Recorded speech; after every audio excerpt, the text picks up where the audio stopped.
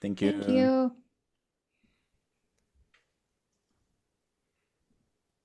And I think we're live. Awesome. Hello, everyone. It's 7 o'clock in Warsaw, Poland, where I am. And I think it's 6 o'clock in London when Giovanni Yes, and Anisha are. 6 o'clock. 6 o'clock. Yeah, let's get this started. We have a lot of things to talk about today, so we will not do a lot of chit-chatting at the beginning. Let's keep it swift and let's get through the topics. So today's topic is mastering the TV with React Native. So we'll be talking about creating TV experiences in universal apps with React Native. So let's start by maybe introducing ourselves, and maybe Anisha, you can tell us how you got here talking about TV development at 6 o'clock with me. Yeah, good question. So, it's obviously because I love watching TV so much, isn't it? No, I'm joking. So I was a React and then React Native developer, and now I'm a developer advocate at Amazon App Store and devices.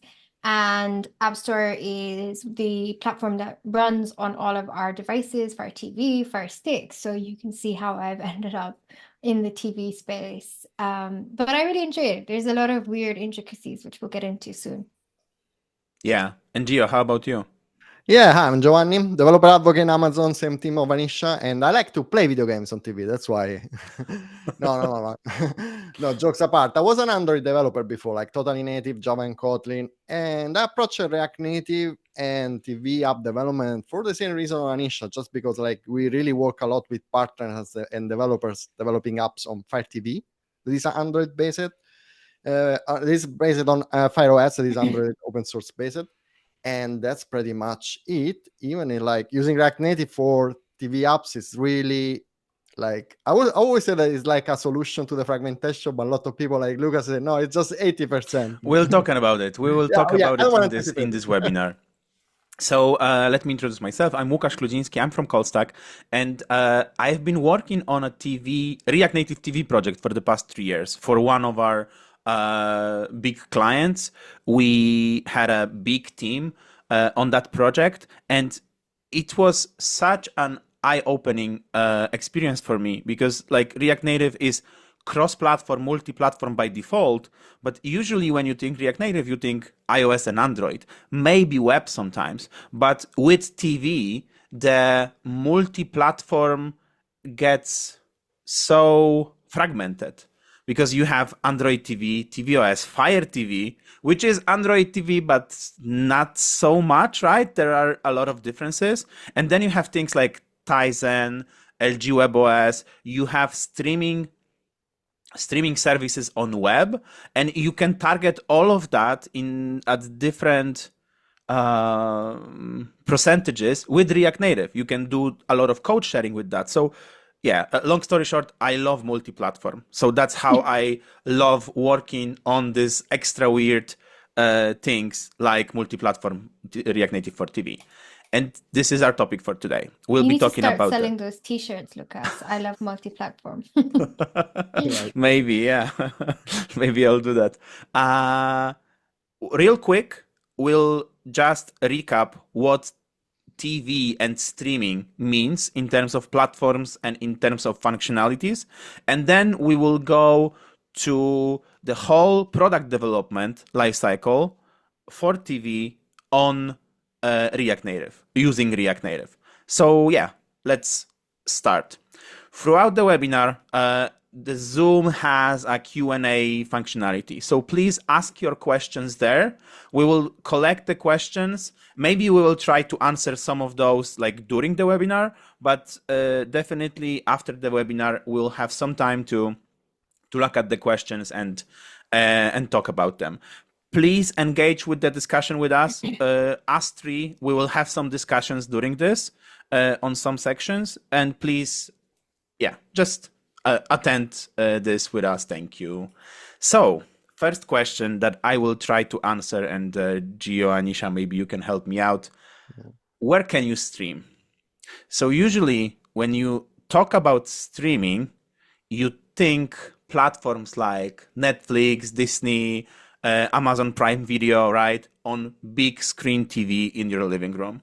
That is called a 10 feet platform because you sit 3 meters or 10 feet from your TV. But that's not all. Those like most obvious is not all. The the streaming platform ecosystem is much broader than that. You have your web applications, you have your mobile applications that can complement your streaming system. You have web app for TV, which I refer to when I was talking about Tizen, for example, and you have like few different other ones. And then from functionality perspective, you mostly think about things like playback, interaction control, so clicking on your remote, and then 10 feet UI, which is the visual layer of your application. So that's core functionality of TV application. And again, that's not all, because you have to also think about things like analytics. You want to know what your users are doing in your application. You want to think about things like deep linking because you want to integrate with system. And things like casting, because maybe you want to have this parity between your mobile app and then your TV app. So that was real quick. Sorry for that. Throughout this webinar, we will try to answer how React Native can help out in those fragmentation, like this fragmented ecosystem of platforms versus a lot of like different functionalities that users expect from TV app. Okay. Cool. Anisha, can you tell us where do we start with this? Great question. So if you've ever thought of developing a TV app and gone straight to the React Native docs, because there are some sort of remnants of when React Native supported TV, like within the main React Native package. But now, the first place to get started, I would say, sorry, Lucas, next slide, please, is React Native tvOS. So React Native tvOS is now the fork of the main repository with only the changes needed to support Apple TV and Android TV. And this is the package where everything has moved to. So if you are looking to get started with TV, this is the place to go. And this is maintained by Doug Lauder, and all of the hard work that's gone into this is what kind of makes TV apps possible in the kind of React Native space. So thank you so much for all the work you do. Thanks, Doug. Doug has been doing this for years now. Yeah, it's incredible. Yeah. It's incredible. And so like you can look at the amount of commits, like it is incredible. So yeah, to get started with React Native tvOS, just make sure that you refer to the package for React Native package as React Native tvOS. So making sure that you're pointing to that version of React Native. But the second way you can get started is with Expo, our favorite framework. So if you don't have an application already, you can use Expo to either use the with TV example or the with router TV example, which comes out of the box with React Expo router. And both of these are available for you to just get started with. One thing that tripped me up when I tried to use these was when you want to build your TV version, you have to export this expo_TV equals to one variable. So just make sure you do that. I just added to their documentation to like remind everybody to do this because I definitely forgot. I was wondering, what does my TV app look like a mobile phone? But again, there's other ways. Like there's some boilerplates put out by the open source community and demo apps. Ignite Infinite Red's boilerplate has a version for TV called Ignite TV. BAM Labs, also known as Theodore, has React TV spatial navigation, which is a navigation library, but they do have a great example of how to use it in a demo app. And then we have our GitHub, where we have this lovely app developed by Gio and Eric, which they presented at Chain React. So if you want to learn more about this app, you can check it, Chain React Talk. But our GitHub space has a lot of demos that you can use to get started as well. So those are the ways to start your journey with React Native for TV with Greenfield project, like from scratch through some boilerplate setup. if you have your project though already, like Android TV project, Apple TV project, you can, as with regular React Native, just create a brownfield setup and try out React Native inside your normal, regular native app, because this is the superpower of React Native, and it's not no different in TV world. Yeah, for sure. Thank you for the clear pricing video. Thank you. So when you do get started, you're probably going to ask yourself, how do I structure my app? And if you come from the web world, you'll know that there are two overarching ways to build apps. You've got your monorepo and your micro front end approach.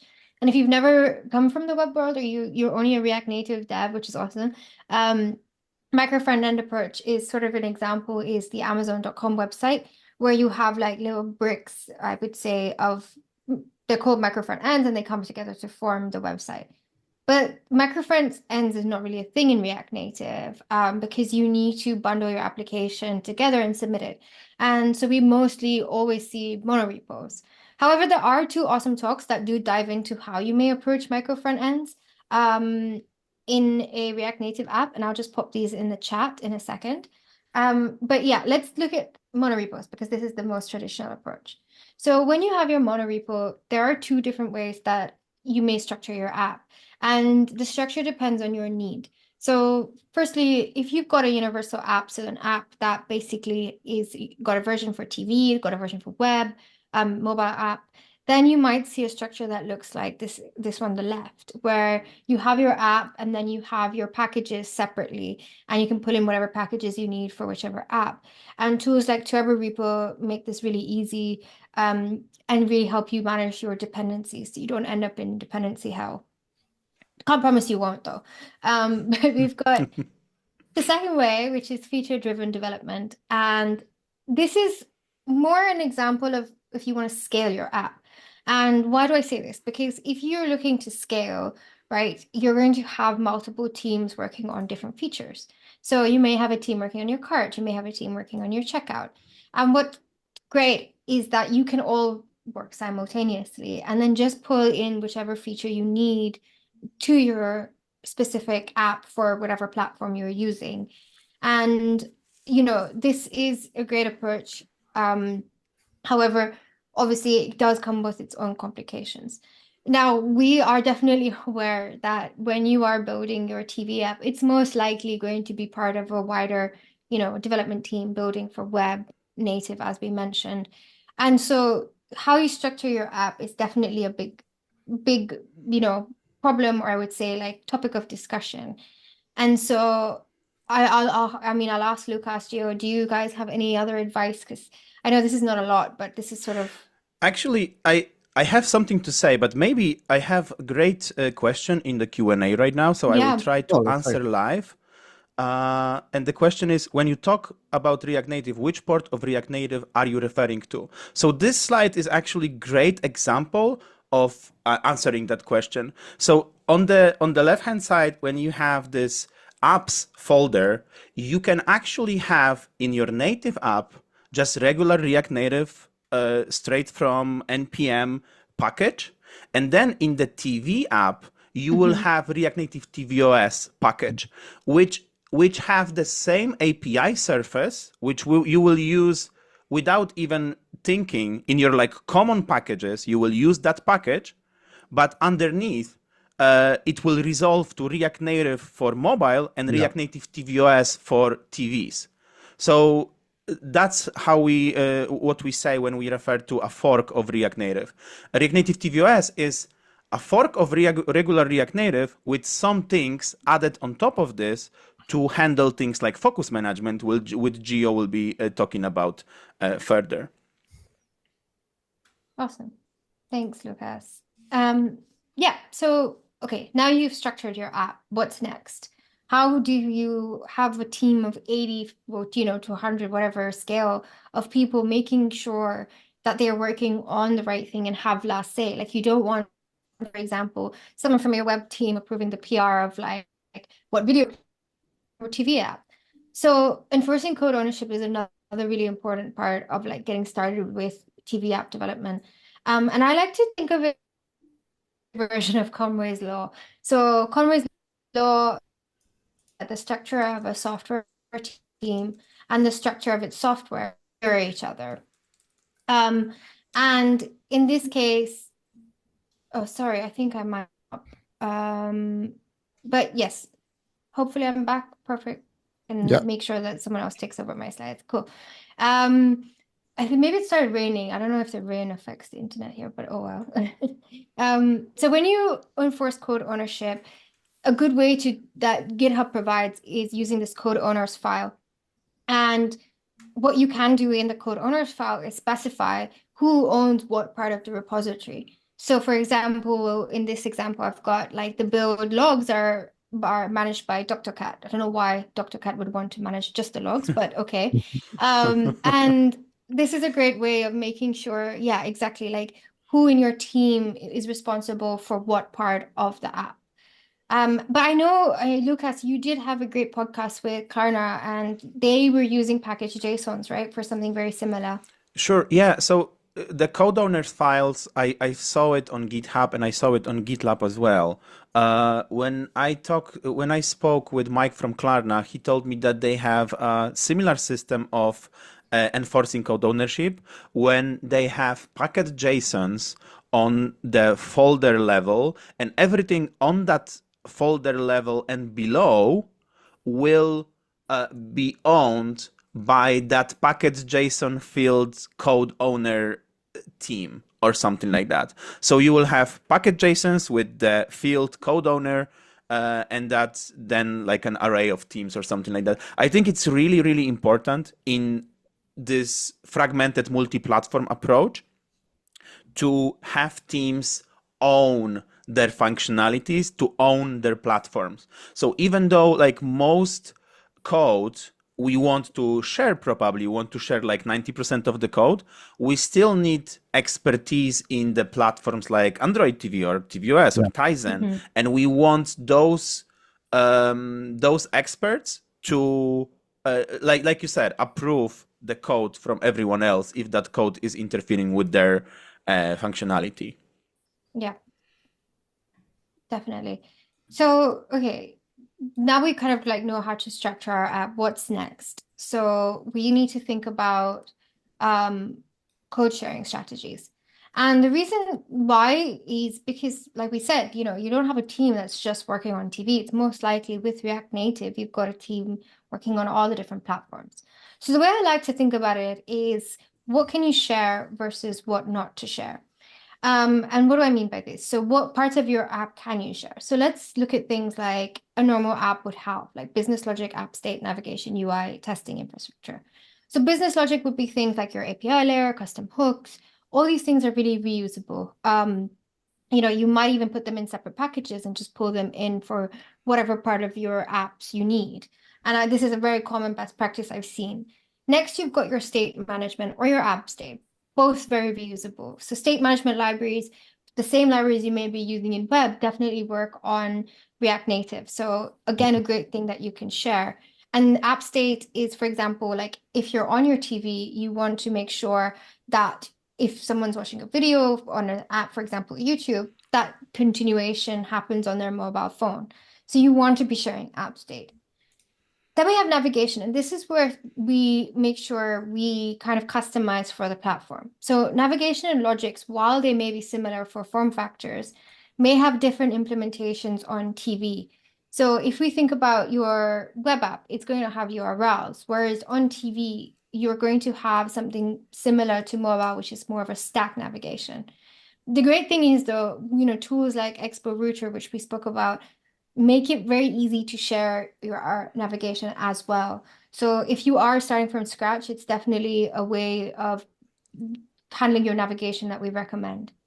We have our UI. So again, this is something we might have to customize. So maybe not share everything. Because when it comes to TV, we are building for that 10-foot UI experience. So there's parts of your UI that you can share. So for example, design tokens, very shareable. But when it comes to our components, we might have to take it on a case-by-case basis. For example, flat list, flash list versus spatial navigation are all ways that you can handle your lists. but you may be using Flash List on your mobile application. But the BAM library spatial navigation is more performant for TV. So those are choices that you will have to make. And another great example Gio brought up was a video player. You're definitely not going to have the same video player running in your web version of your app as your TV version. Testing infrastructure is again something that is very shareable, and we'll talk about it in later on. Lucas will talk about it. But again, you can use the same testing tools across all the different platforms. So as you can see, there is a lot you can share. But when it comes to what you can't share, make sure you are looking kind of quite deeply into what affects it, and that would be mainly performance. And this is such a privileged position to even be able to like answer this question, right? Because like if you think about this platform fragmentation and all of those different functionalities, like usually with just regular native development practices, you wouldn't be able to even ask this question. If I can share my player, if I can share my UI, because I'm working in different paradigms. But here, like you can pick and choose what makes sense from the code sharing perspective to share and what doesn't make sense maybe from performance perspective. Maybe I want to keep some of that platform separate, like you said in the example of UI, because of the performance perspective. So like I'm really happy to be able to even ponder that. That's what I'm saying. Yeah, there's a great question in the chat. So someone's asking, if is enforcing code ownership focused on open source project, why would you do it inside a team that works together? So for this one, I would say it's for teams that are quite large. Fine, if you do have a team of 3 or 4 people, you can just speak to each other. But when we're thinking about the teams that are building TV apps, like we said, it's not just going to be your TV app. It's going to be your mobile app, your web app, and these teams may be 10 plus, 20 plus people. And so yes, while everyone is owner of the package, like depending on whether you go with the approach of having your apps in a universal app folder or a feature-driven approach. In both scenarios, having owners for the different features is really important. And that's because you want to make sure that the people who are, the experts in that particular field are making sure that that code is, up to scratch. And I think, Lucas, you gave an example of why that matters. But like another one would be, like you don't want your web team approving, for example, your mobile code, would you? You'd want to make sure that the owners are the people who are writing that code. Yeah, and something like common files like package.json on the root level, you want to have agreement on that. You want to have like architects from different teams, from different platforms agreeing, yes, we we agree that this is the right approach. And not only like two people with senior title, for example. Of course, Okay, it cool. depends on the design of it depends also the size of the teams. Size of the team, yeah. Yeah, and like Anisha said, in those like multi-platform on steroids examples, when we have different platforms and like a lot of people working, we can easily have 80 people or 100 people in the same product, not the same application maybe, but like the product goes out to like 10 different platforms. So we need people that know their stuff, know their platform capabilities. Yeah, I think, shall we move on? Yeah. Anisha, you are breaking up, but yeah. The good thing is that the next section is on Geo. That's perfect. Yeah. So the next session it's about what kind of feature, what kind of like weapons give React Native to developers to develop TV apps and for big screen and like streaming apps. So like the most important things to consider when you are developing TV apps is the focus management. And this is because it's the way that your user will actually interact with your app, because it needs to, because like how Lucas was saying before, is the user is at 3 meters from your TV, from the TV, not your TV, your app running on the TV. They need to understand where they are pointing, if they are clicking the right content that they want to see. So this is all about focus. You need to highlight the right elements. You need to make sure that your user interact with the remote control, and when he press right, is gonna move right. The focus is gonna move right. So focus management is so important. And React Native, especially React Native tvOS, is offering already the API that will help you today to develop TV app and consider focus management. For example, one of these API is the TV event handler. That is the API responsible to intercept all the events coming from this object here, so from the remote control. Of course, there are different remote controls across all different TVs. And for example, the event coming from a TV from X producer, when the user press fast forward, can be different from another one. So like this API will for sure help you. There are already some events handled by default, but of course you can decide to implement your own like decoding of intercepting of the event. And the TV event handler is the base of the primitives that React Native has to already handle the focus. Like for example, the touchable mixin and the pressable. That is something that you, as a React Native developers, already probably know, but already use it a lot of time. Like you already probably already use the pressable to develop like a button in your TV app, in your mobile app. For React Native tvOS, that's the same API, but it will handle the focus management and the intercept the press button from the remote control. Of course, these are the basic API, but usually the focus across different platforms, like for example, for Android and TV, between Android and tvOS, can have some issue.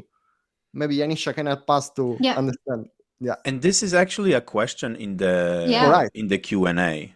Yeah, so spot on. Like the challenge isn't just handling focus. The challenge is handling those platform differences. So Android TV and Apple tvOS have distinct focus engines with varying behaviors. So like if you've ever used Android, just pure Android, the focus engine searches for any element in proximity to the current focus. So it offers flexibility, but it can lead to very unpredictable focus changes.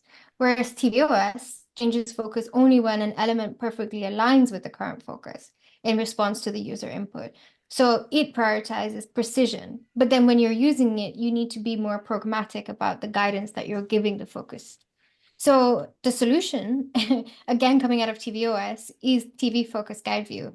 So this provides support for not only Apple's UI Focus Guide View, it's implemented in the same way for Android TV. So it focusable controls can be navigated to, even if they aren't directly in line with the other controls. So when you're handling focus and you want to make sure that you're optimizing for both platforms, definitely TV Focus Guide View helps with that. And this is a little demo of TV Focus Guide View. And it's just showing like how it might work on different platforms. However, my colleague has written a really great article on handling TV Focus Guide View. And I'll just pop it in the chat right now. Okay, and so those were the like standard React Native tvOS library primitives to handle focus, but there are many more in the community. Yeah. For example, if you don't want to use the default focus management from React Native tvOS, you can use like community libraries like React TV Space Navigation, such a long name, but very interesting, from BAM, and URL. You can check the library at that URL like down at the bottom of the slide. And this is essentially a focus management library and space navigation library based on component based. So if you need to create to make your view, your component in React Native tvOS focusable, you can wrap with the special API coming from that library. In this case, you just wrap the view inside a special navigation route, and then the view that should be focusable, you can wrap inside a special navigation focusable view. And that is like make it for you the focus working across the different platforms. This is essential. Of course, there are a lot of other API and properties that you can use to enrich the behavior of your focus management, like this on screen.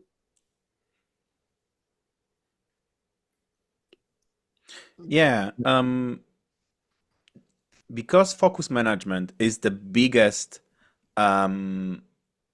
issue is not the best word to describe that. Sorry for that. But biggest challenge in the TV apps, the focus management libraries have a lot of different properties and a lot of different ways of structuring your focus behavior.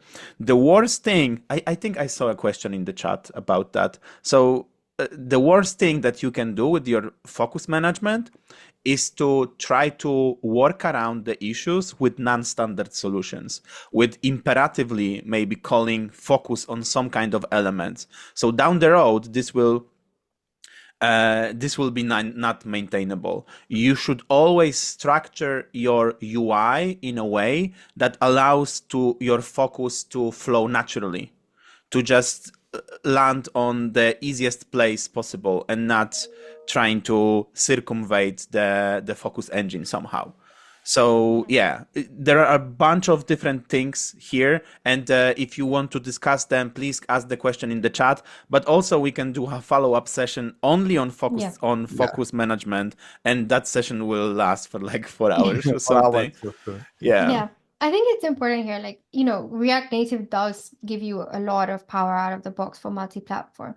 But this is also sort of the reason why we have such fragmentation in how focus is handled. Like, you look at all the different ways you can handle focus. You've got TV focus guide view, you've got different props on it. And I think, like, yes, while React Native has given benefits, it's also the reason we do have so many solutions, because it's not just React Native trying to give the solution for focus. It is like tvOS. It's all the other open source projects who are working on it. And in a way, it's the challenge, but also the beauty of using React Native for TV. Yeah. Yes, completely agree. Yeah. Okay, let's move on to the next big topic. That is navigation. So the thing, like, because your user probably is like on the sofa watching the TV and using your app, you want to be relaxed, and the navigation should be as simple as possible. Usually, we say that the navigation should follow a linear pattern, because like the controller is following a linear pattern. It does a cross. So like the movement is happening on a vertical line, on a horizontal line. And the main navigation pattern used for a TV app, probably you already saw a ton of them, is like the left side drawer. I never saw a right side drawer. And then like the tabs. Then you can use to, for example, select contents. And instead, the main drawer on the left side is used for the main navigation of your app. So to access settings, user profiles, and other kind of content. Then there is like the unit of like, or we say token, right, Anisha? We say design token. That is like for your content is the card. This is usually following a proportion of 60/9 because it resemble the format of the screen. So the user know that these correspond to a content. And these kind of cards are organized in a carousel way, in a carousel fashion. So like the user can scroll using the controller and follow the carousel to select with the focus, with the correct focus management, the correct content that you want to watch. And then there is like the detailed screen of the content that can be like immersive, as like different. In that detailed screen, you can have a little bit more of freedom, but not overcomplicate the UI. We have some good samples around there from the community. This is from Doug, like this is the maintainer also tvOS and in ITV.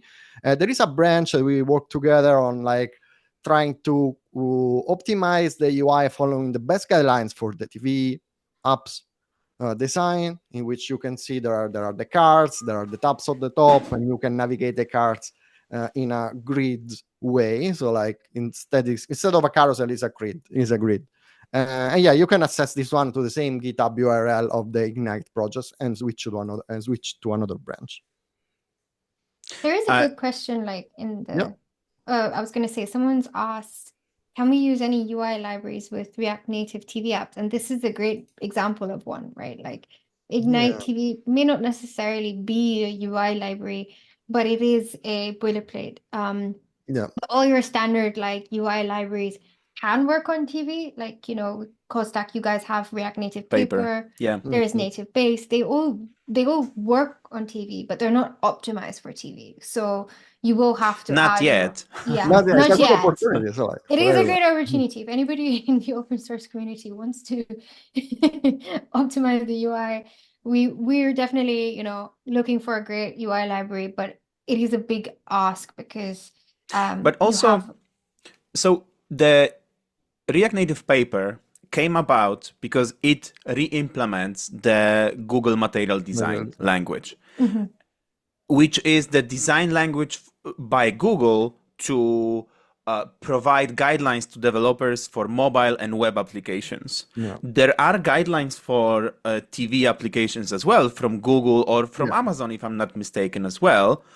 But those apps, those TV apps, tend to be somehow different between each other, right? Because like each one has its own unique design language. There are similarities in navigations, in the components. And I love, Giovanni, how you said that this is not a horizontal list, it's a carousel. The carousel is a TV term, list is a mobile term. So I think that's the same with the UI component libraries. We cannot take mobile UI component library and just directly use it on TV because it would be out of place there. You have to follow TV guidelines, and then you have to allow for a lot of configurability, for a lot of customization of the design, because everyone that has a streaming app wants to like brand their TV app with their like design language. Exactly. Yes. Yeah. Okay. I think let's move on to the topic that is close to my heart. We've done a lot of different webinars about performance only, so I will be brief in this one. But performance is such a huge topic in React Native world, for one, but in the TV world, aside from React Native at the same time.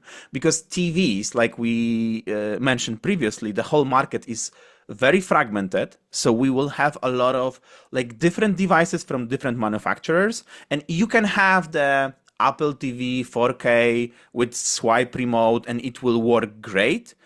But please do not use that device as a reference. Do not use that device as your like everyday working machine developing for TV, because then your users will have a whole range of devices. For example, in the project that I worked on, we used on the daily basis, we used Fire TV Stick Gen 1.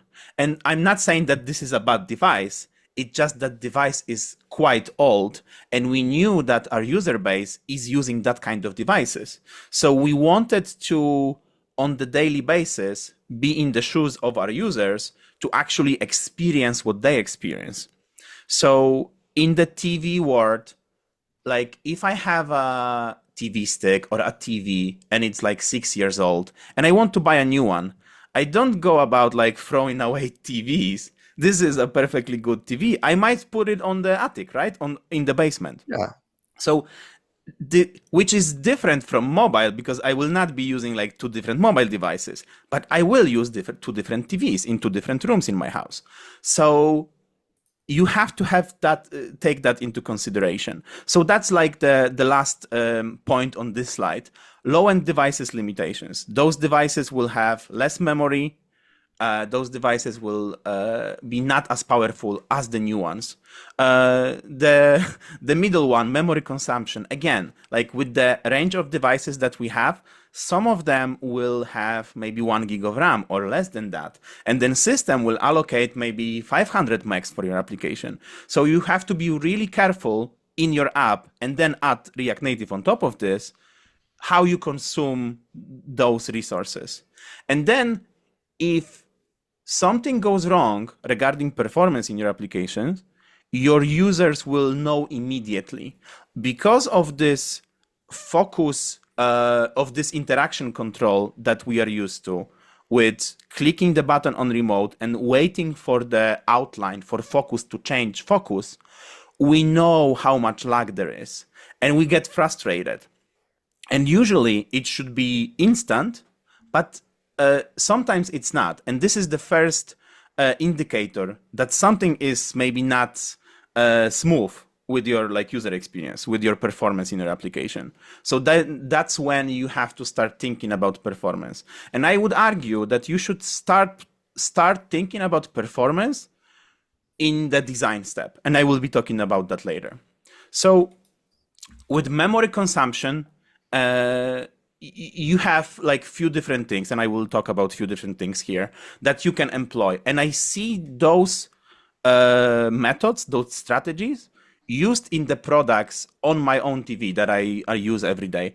I don't know if those products are written in React Native, but they still do things like unmount the images if I leave the screen. If I go to the next screen and I come back, I can see sometimes that images are not there for like 1 second or something. That means that developers there pay attention to memory consumption, and they are actively offloading the heavy things from the memory. Things like images or things like screens. Maybe I don't have infinite screen in my navigation stack. Maybe I will just allow 2 screens in my navigation stack, not more. Things like that are really important from memory management perspective. And what I want you to think about is how you monitor memory consumption in during the development, but also in like real user monitoring. Because if you have a memory leaks, it's gonna be hard to detect them in like 3-hour development session.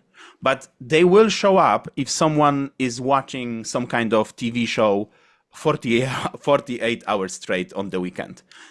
That app maybe will be crashing or start slowing down. So you have to have some instruments to monitor that usage in the user's hands. For low-end devices strategies, in the design phase, you might want to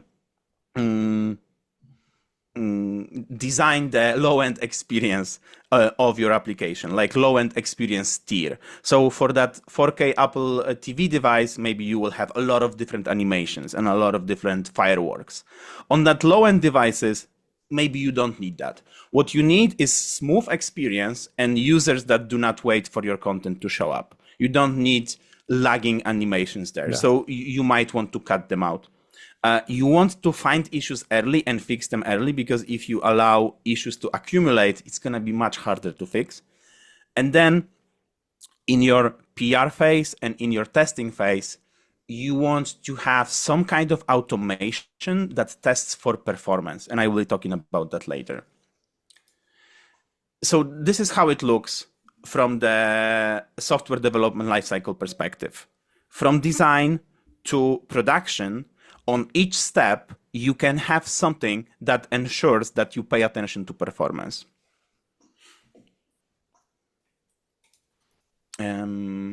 Yeah, okay, let's move on to something that Anisha already highlighted as well, that we'll be talking about, which is testing.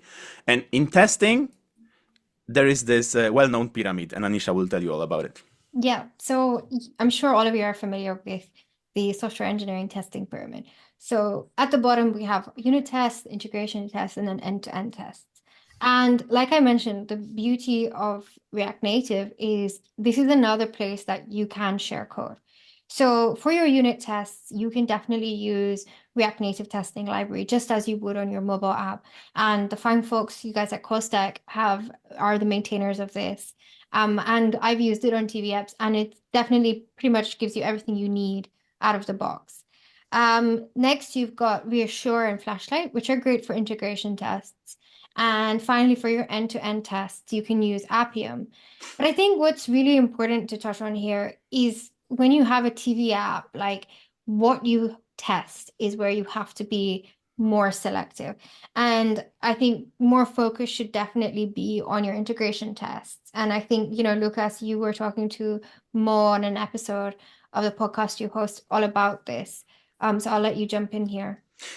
Yeah, if you have a huge product, and I was going to tell you about it in the section with monorepo, but this is a right spot as well. So if you have that monorepo and it builds I don't know, let's say 10 different targets. You have your like few TV apps, few TV targets, few mobile targets, web target, etc.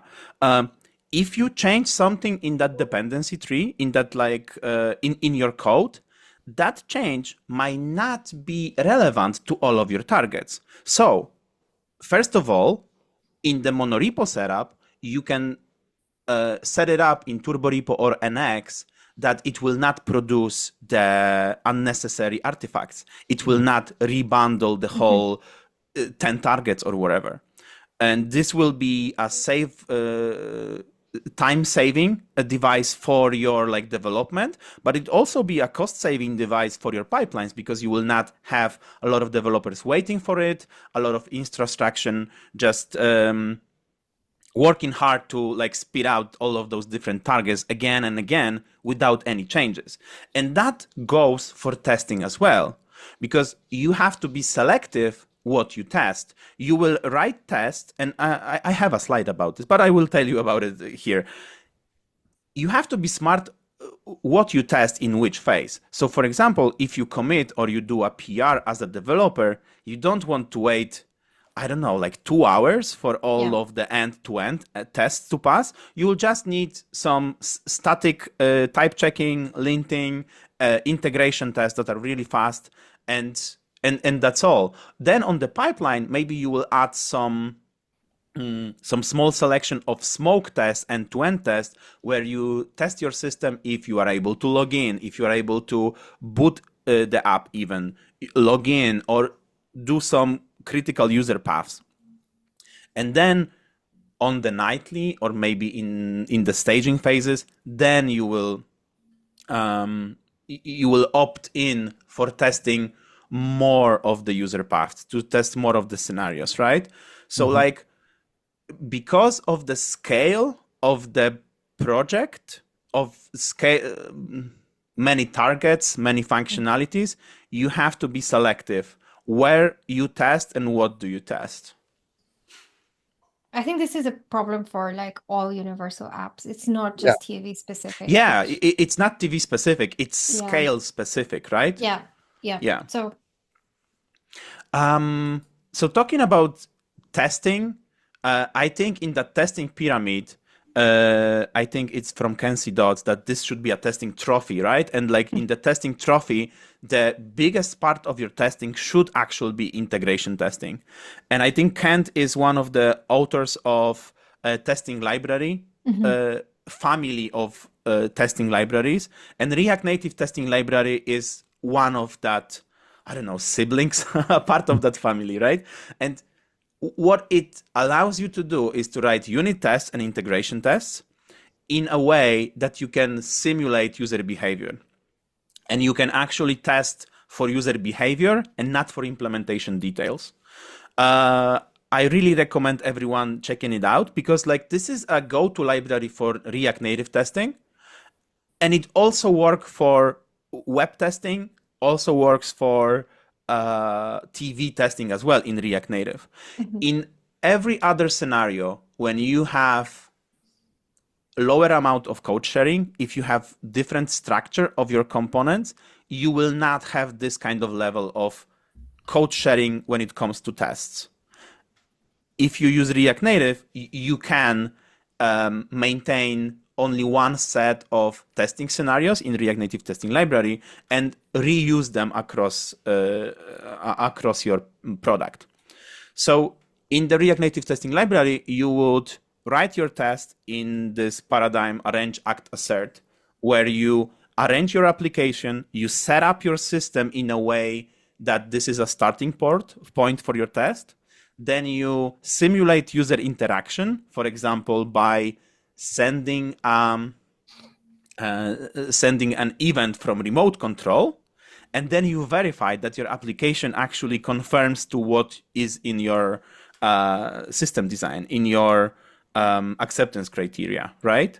So, for example, when I arrange my test, I pick the platform that I want my test to run on. It is not running on that platform. It is running in Node.js, but I still pick that I mock that I run on tvOS, for example, and that I will click a remote control button and it will send some kind of event that is Apple TV specific. Then I can mock the Redux state in a way that in this example that I'm showing on the screen, I say that this will be an episode of a TV show, episode 1, season 1, and there is a next episode in that season.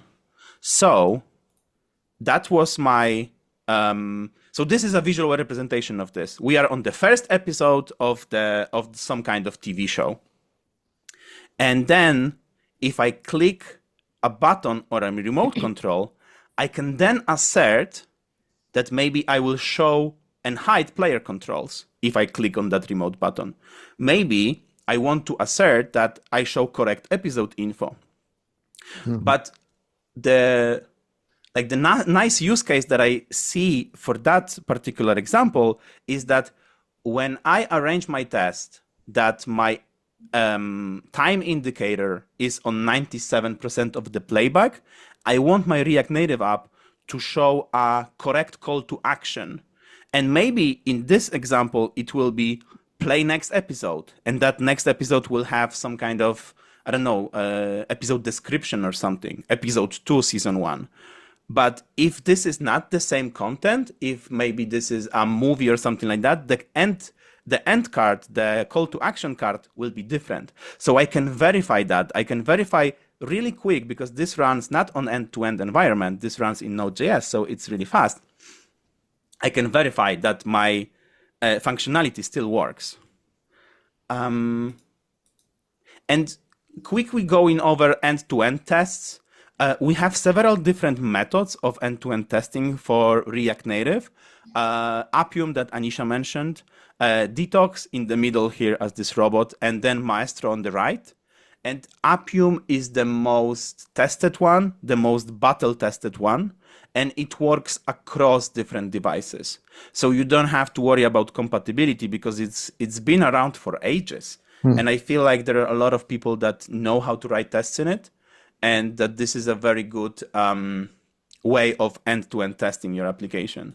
So finishing off the testing with this last slide, testing strategy. And this is something that I already told you, so I will be brief. In your development phase, you have a small subset of like static checkers, unit, and maybe some integration tests. Then on the PR, you will have a smoke test in your end-to-end and maybe some performance tests as well, written in Reassure. Then on nightly, you will have more of those end-to-end tests and then performance tests as well. And then in the release phase, in the production, you want to be sure that all of your tests are passing or your performance tests are passing and that you have real user monitoring. So if something happens with your application in the wild, you know what's going on. Anything to add to that, guys? I was going to say there is a really good question in the chat, which is how do you test TV apps? You've covered a lot of that, but one other question is, are there emulators or do you need an actual TV? So I personally, since Fire OS is a fork of Android, use the Android emulator that comes out of the box with Android Studios, which does the job. But yes, I would say no matter what you're building, make sure you test it on a real TV. Like you would with a mobile phone. You would never release a mobile phone app without ever running it on your mobile. Yeah.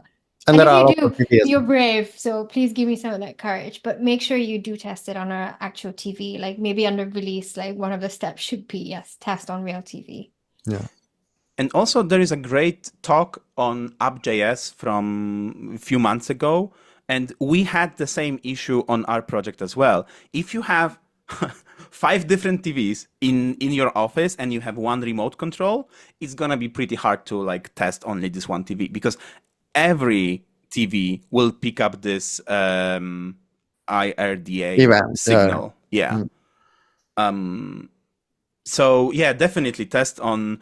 You can develop on simulators. It's faster, but then I would encourage you to use devices on everyday development as well, just to be closer to your users, just to know their pain if they're using some kind of a low-end device. Any other questions, guys, that are maybe to this topic? Because then we will move on to Q&A in 2 minutes anyway. Okay. Yeah. This is it for our very brief and very fast introduction to React Native on TV. If you want to know more, we are actively creating an ebook, a guide, Mastering the Big Screen React Native for TV Guidebook, where we will be diving deeper in some of those topics, and maybe we will use your questions to actually guide us writing the guide how to approach some subjects to give you the best answers possible. If you scan this QR code, you will join the waiting list. I'm not sure when we'll be done with writing the guide, but hopefully soon, and you can get it here first. So let's do the Q&A now. And thank you so much for writing the questions during the presentation. It was great to actually answer those live as we were speaking about the subjects. Yeah, so maybe let's go from the top. I was going to say, yeah, there's a few that Lucas, you might have to answer. So the ones on Roku TV, Gio and I are from Amazon. So we can answer only on Amazon's behalf, unfortunately. But I'm sure, Lucas, you can take those questions. Oh, yeah. So Roku, let's do that. So I'm clicking answer live. Can you please talk at some point React Native TV support for Roku TV platform? If no support, what are the options for Roku? Unfortunately, React Native tvOS is not supporting Roku, but if you want to do that, you can consider using something like WebView, like similarly to Tizen or WebOS. But I really hope that this is a digression, but I really hope that at some point we will have a proper React Native renderer for Roku and proper React Native renderer for like Tizen and WebOS platforms as well, because those ones we are still not targeting natively. Unfortunately, we're targeting them in a web way, right? Like, for example, our sample on the Amazon GitHub is running. You can build a project for web, and then you can test it on the LGTV WebOS. I tested. Yeah. Okay, so unfortunately, Roku is one of those platforms, but we do not support yet. Anisha, maybe you can pick up some questions to you and like from like broader TV space. Yeah. So there is one which is acceptance criteria for TV apps, and are they reviewed in their respective stores? So I actually have a link for some of the pre-submission criteria for Amazon App Store, and I'll just post that in the chat. But that also gives you the link to our developer portal, where you can find a lot of information like on our submission guidelines, like our sort of tooling that you can also use for testing your TV apps. So Gio, you had a slide about, or I think you were going to mention about testing on TV. Performance criteria. We on the Amazon website have a series of scripts that you can run on your final package, on your final app that will allow you to understand all the KPI related to performance, like time to first frame, memory occupation of the app. And then it's like really useful because you can use that in advance before submitting the app to the Amazon Store and check the app. I want to put that URL on the chat. Let me put it. No. I'm not sure why it's cutting off the end of my URL, but if you copy paste that, it should work. No. And we'll be sending the email to all of you with all of those links after this. So yeah, we will make sure that you get it. There is a question on animation. So can we use libraries like Reanimated for animation, or will it cause performance issues? Yes, you can use it, and yes, it will cause performance issues. So there's a caveat there, right? Yeah. Because React Native Reanimated will work on native perfectly fine. But then if you try to use the same library on web and on web-based systems like Tizen and WebOS, it will just get I don't know the right word. I will say compiled, but that's not the word. It will get compiled to JS-based animation. It will not be native animation in CSS for those web platforms, and this will cause you performance issues, definitely. So you might want to, like we said in the code sharing examples, you might want to consider what you share and what not to share from different perspectives. Maybe you want to opt out of sharing the animations between web and native, and maybe you just want to re-implement those animations in native CSS for web platforms, which will work much better than using reanimated.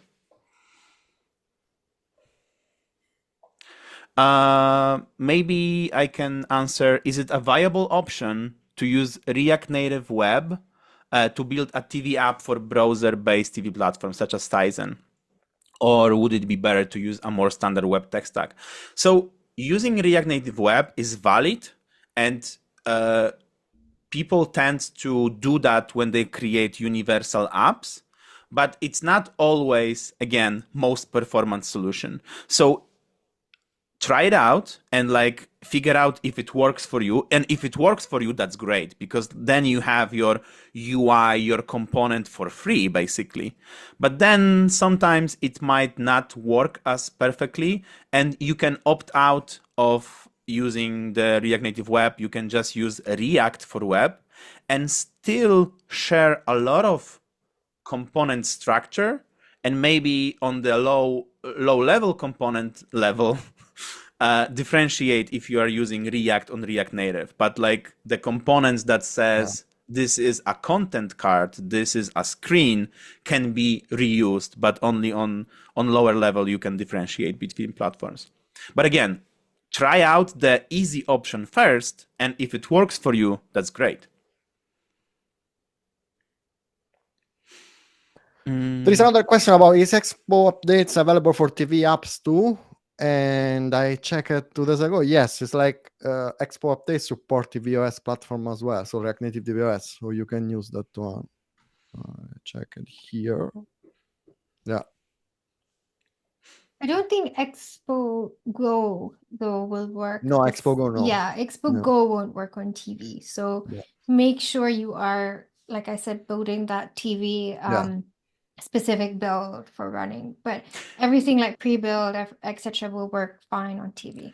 And like, consider that the first TV support for Expo was released half a year ago in January. Yeah, exactly. So this was experimental in, I think, Expo SDK 50, and right now we have 51. And in 51, that support is no longer experimental. It's for you to use. So this will definitely grow. The support will grow, and Expo is pushing towards universal apps with their Expo router, with web focus, with TV focus.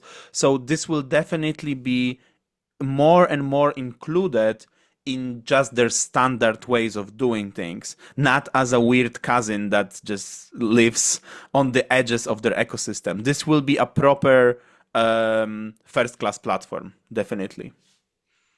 And we're seeing it. Like if you look at the React Native directories, like there is, for example, a new label for TV specific libraries.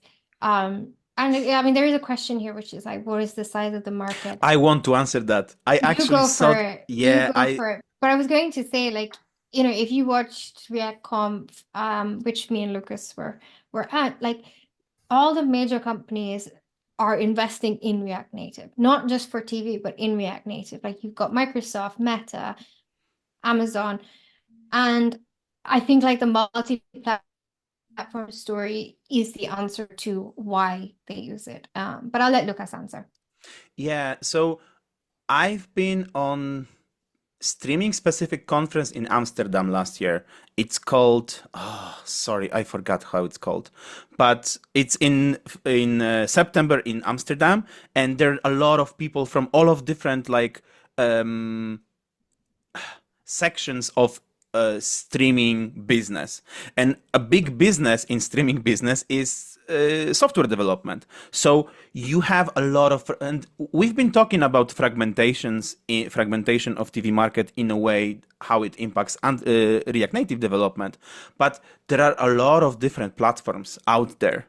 But from what I talked with people, everyone is either using some cross-platform technology to make sure that their product works across the platforms and is easier to write, or they use some kind of React Native technology. And even if they create their own custom solution, usually on the top level layer, they use React Native. Even though if under the hood, it is not pure Android or pure iOS or pure web, on the top level layer, they use React Native.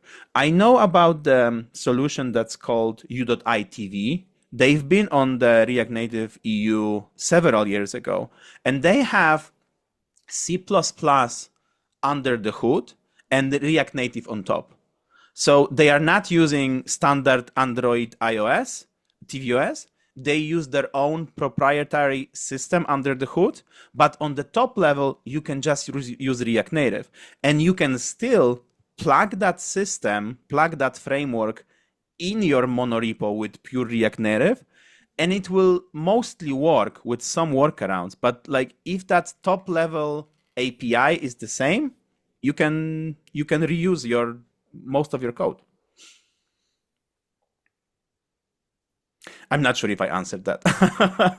I just wanted to say that I've been to that TV conference last year. It's 6 past, so how about we answer 2 more questions and call it a day, and then maybe we will try to answer more the questions in the email afterwards. Sure. There is a question on the new architecture, which is a very good question. So, do you have any experience running the new architecture on Android TV? Does it provide any visual benefits? So, I have used I've used the latest version of React Native on Android TV, but I think the only time we would see the benefits is, for example, if we're building turbo modules, which I personally haven't done. Maybe Lucas, have you built any turbo modules? The question of is React Native new architecture a performance boost is something that is difficult to answer, because the messaging around new architecture for the first few years of its inception was that it is aimed towards performance improvements. Right now, I don't hear it that much from like React Native team.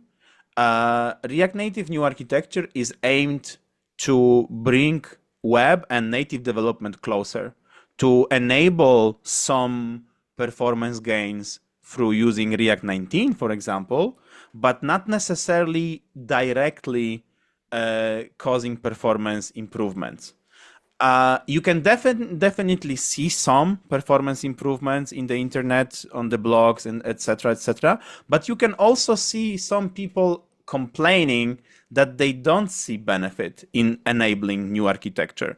And I think this is because new architecture is not in itself a way to improve performance. It can enable some things to increase performance. But also consider this: if you have huge product and it has some kind of architecture, just changing the architecture to using turbo modules and fabric might not give you a performance boost, because maybe in some other places of your system you have some things that are not architectured well. So yeah, you have to like consider both cases basically.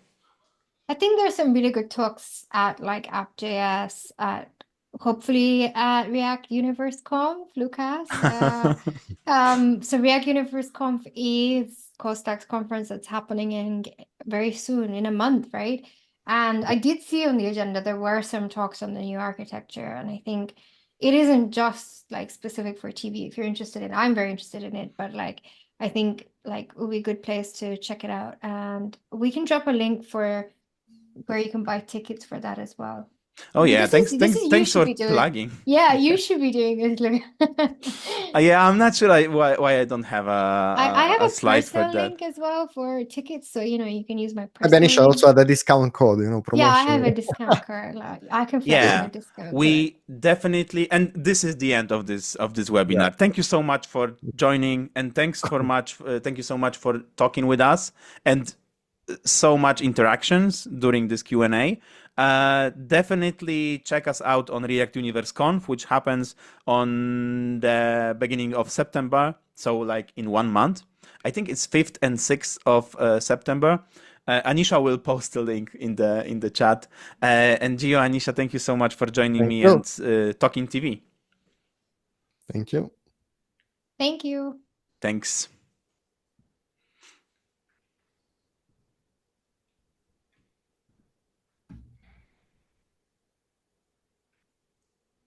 And I'm not sure if I ended this or not. Like, so okay, so I will stop sharing, but I'm not sure if the webinar is still going on. I think it's still going on, right? Still going on. I think in the left corner, you have the option to end webinar. Okay, I'm ending this now, and thank you. Thanks everyone for It went really well. participating. It went really well. There were more than 50 people present, so that's very good.